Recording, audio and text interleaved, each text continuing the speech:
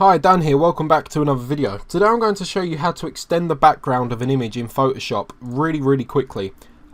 This way looks better than any of the other ways you'll see online, and it is so easy to do that I had to make a video to show you. So if we get an image like this, say we've got to fill this space because this is what our web design requires, an image of this width.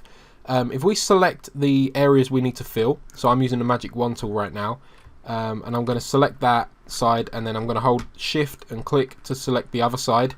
Now I have both of those bits selected that I need to fill. If I come up to edit and then click on fill and then have this set to content aware and then say OK, Photoshop is now going to automatically pull this in, and as you can see it's actually just created all the clouds for us. So it doesn't look, you know, you would never have guessed that this was a photoshopped image. You would have thought that that whole thing was there, right?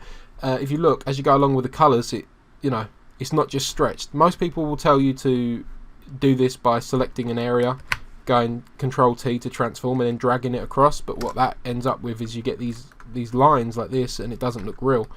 Whereas when we're like this, you know, it looks natural. So that's literally all you need to do, guys. Just go to edit, fill, and then content aware.